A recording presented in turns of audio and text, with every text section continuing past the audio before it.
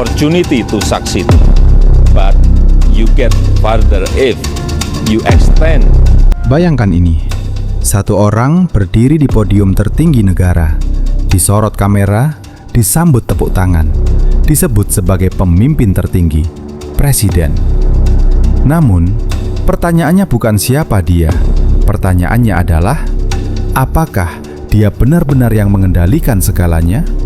Atau apakah kita semua hanya sedang menyaksikan aktor paling depan dari sebuah sistem kekuasaan yang jauh lebih besar, lebih tua, dan jauh lebih gelap? Sejak kecil, kita diajarkan satu narasi sederhana. Presiden adalah pemegang kekuasaan tertinggi negara. Tapi mari kita jujur, apakah kekuasaan benar-benar sesederhana itu? Jika presiden benar-benar berkuasa penuh, mengapa banyak kebijakan tidak berubah meski presidennya berganti? Mengapa arah ekonomi, utang, kebijakan luar negeri sering terasa sama saja siapapun yang terpilih? Dalam ilmu politik, ada dua jenis kekuasaan. Pertama, kekuasaan formal, tertulis di konstitusi. Kedua, kekuasaan nyata, siapa yang benar-benar bisa memaksa keputusan. Dan sejarah menunjukkan satu pola mengejutkan. Kekuasaan nyata jarang dimiliki oleh mereka yang paling terlihat. Presiden menandatangani, namun siapa yang menulis naskahnya? Setiap presiden, sekuat apapun citranya, selalu menghadapi batas-batas yang tidak pernah diumumkan ke publik. Batas ekonomi, batas militer, batas geopolitik, batas kepentingan global. Melampaui batas itu bukan sekedar kehilangan jabatan. Sejarah dunia menunjukkan presiden yang terlalu berani seringkali tidak menyelesaikan masa jabatannya. Inilah titik penting yang jarang dibahas media. Presiden bukan puncak piramida. Presiden adalah bagian dari mesin. Mesin bernama sistem ekonomi global, kepentingan korporasi, aliansi politik lintas negara, struktur kekuasaan permanen. Presiden datang dan pergi, mesinnya tetap berjalan. Jadi pertanyaannya berubah, bukan lagi siapa presidennya, melainkan siapa yang tetap berkuasa saat presiden berganti. Dan di titik inilah pembahasan ini mulai tidak nyaman. Karena jawabannya tidak pernah muncul di buku pelajaran, tidak pernah dibahas di debat publik, dan seringkali dihapus dari sejarah resmi. Namun ini baru permukaan, karena jika Anda berpikir presiden dipilih oleh rakyat sepenuhnya, kita akan membedah uang dan bagaimana siapa yang membayar kampanye sering menentukan kebijakan. Jika suara rakyat yang memilih, mengapa uang selalu yang menang?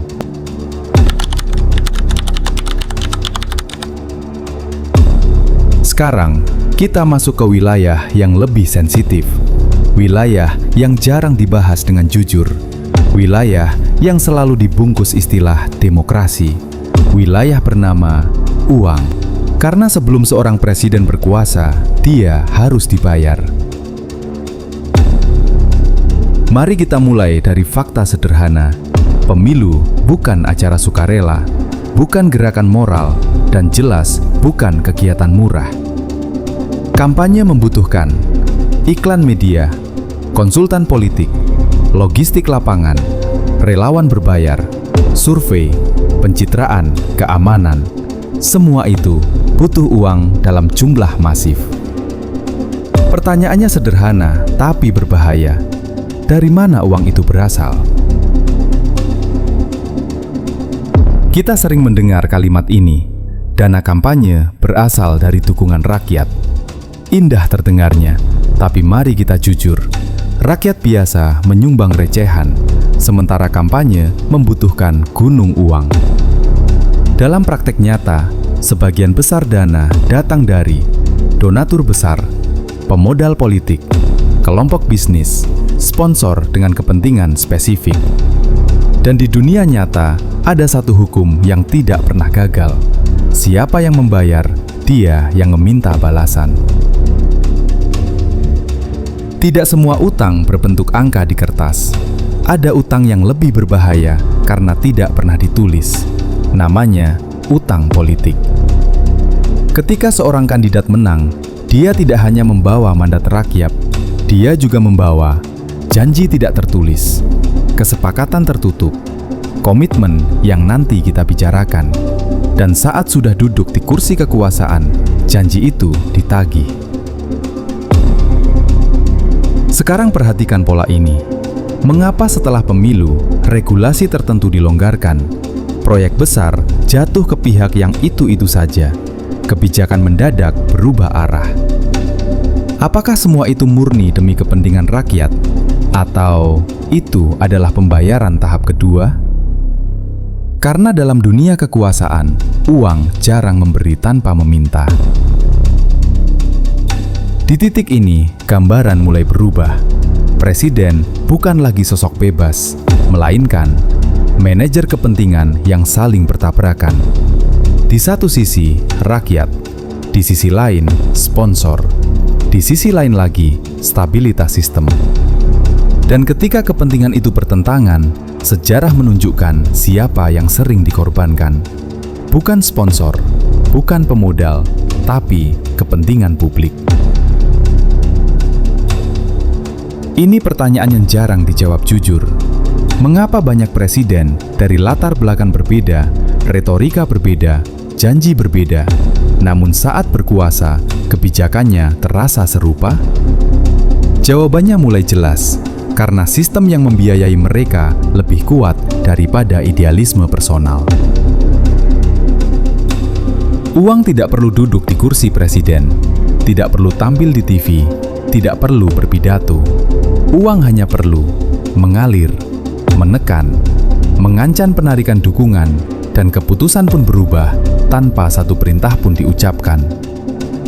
Inilah bentuk kekuasaan paling sunyi, paling rapi, dan paling efektif. Namun, uang bukan satu-satunya kekuatan yang mengendalikan presiden, karena ada kekuatan lain yang bahkan lebih besar dari sponsor politik. Kekuatan yang bisa menjatuhkan ekonomi negara, menghukum presiden yang melawan, mengatur arah kebijakan lintas benua. Jika uang nasional bisa mempengaruhi presiden, bagaimana jika uang itu datang dari luar negeri?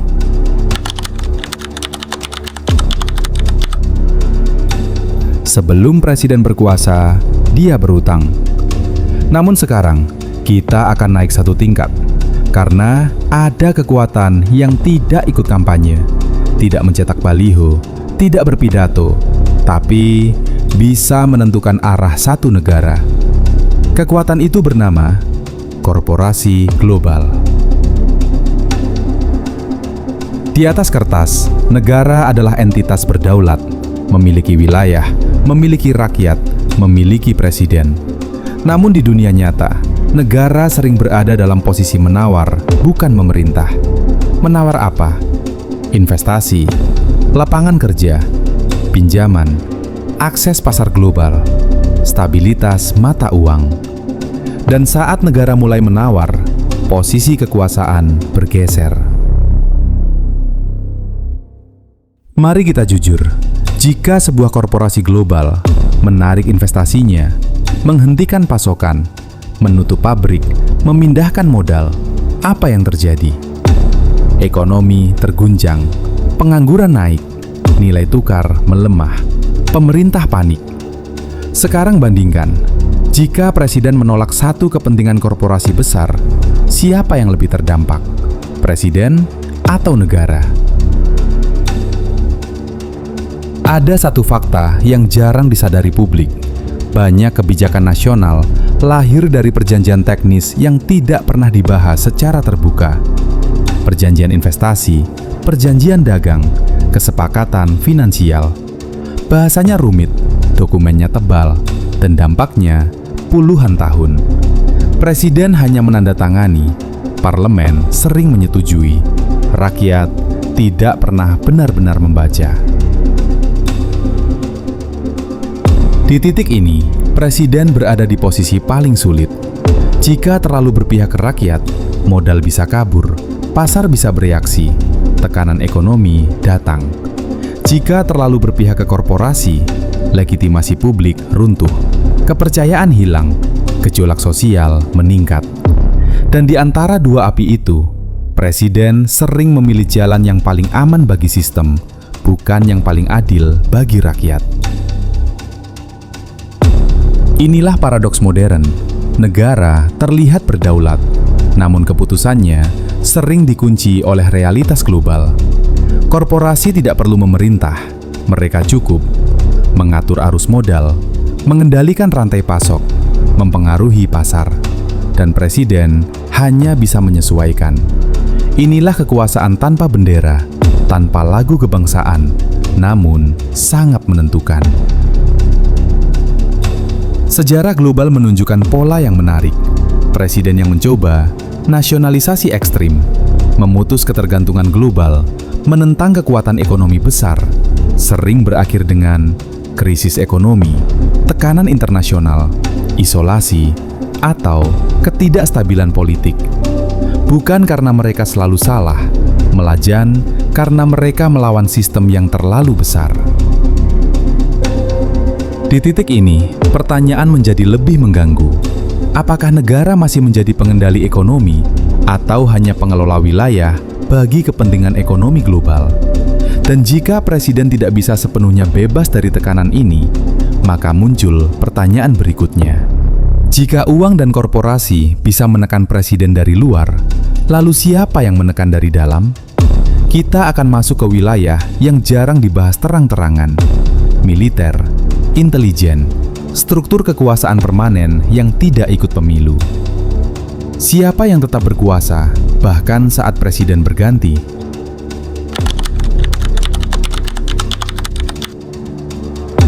Sekarang, kita masuk ke tekanan dari dalam, tekanan yang tidak terlihat publik. Tidak ikut pemilu, tidak berganti setiap 5 tahun, tekanan yang tetap ada, siapapun presidennya.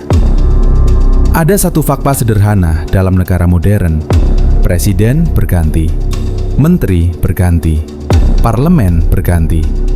Namun ada struktur yang tetap: aparat keamanan militer, badan intelijen, birokrasi strategis. Mereka tidak dipilih rakyat, tidak berkampanye, tidak butuh popularitas, tapi mereka memegang informasi, senjata, akses rahasia, kontinuitas kekuasaan.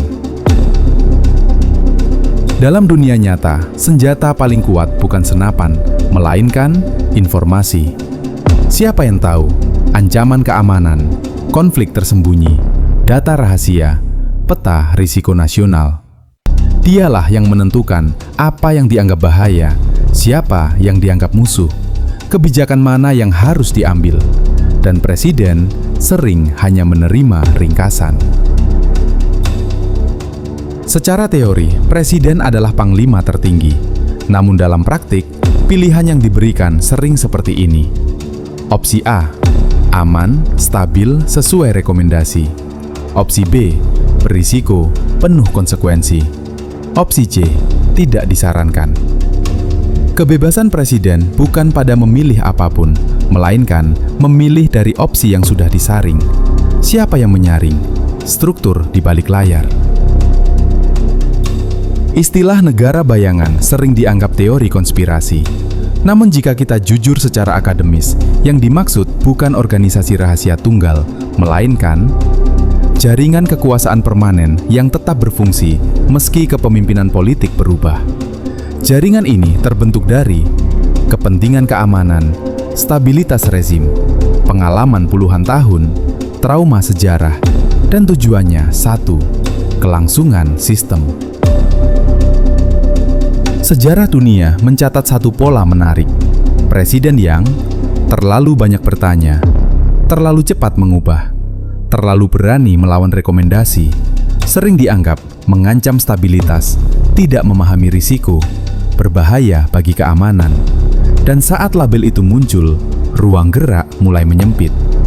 Bukan dengan kudeta terbuka, bukan dengan senjata, melainkan dengan tekanan, isolasi, delegitimasi, narasi keamanan. Inilah bentuk kekuasaan paling sulit dilawan, karena ia tidak tampil di media, tidak punya wajah tunggal, tidak bisa dipilih atau diturunkan. Ia hanya bekerja di balik pintu tertutup.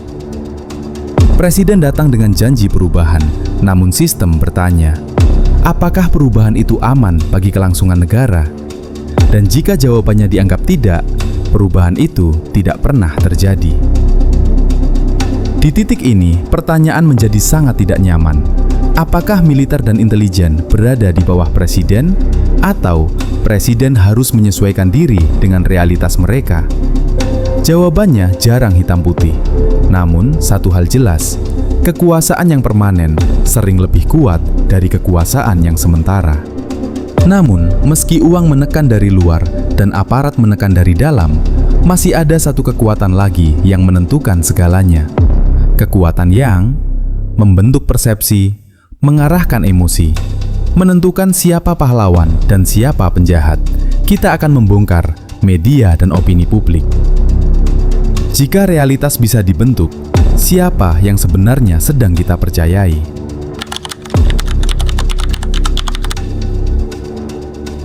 Sistem ini tidak akan bertahan tanpa partisipasi pasif kita.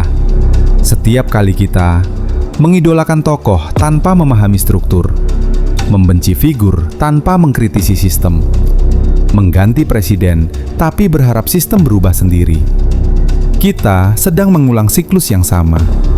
Namun narasi ini bukan untuk membuat putus asa, justru sebaliknya, karena kesadaran adalah awal dari kebebasan berpikir. Bukan untuk membenci presiden, bukan untuk mencurigai segalanya, melainkan untuk berpikir lebih dalam, bertanya lebih kritis, tidak mudah puas dengan jawaban dangkal. Jadi lain kali Anda melihat presiden berpidato, ingat satu hal ini, yang Anda lihat bukan puncak kekuasaan, melainkan permukaannya. Dan selama kita hanya menatap permukaan, kita tidak akan pernah memahami apa yang benar-benar menggerakkan dunia. Pertanyaannya bukan lagi siapa yang mengendalikan presiden, melainkan apakah kita sadar sedang hidup di dalam kendali apa.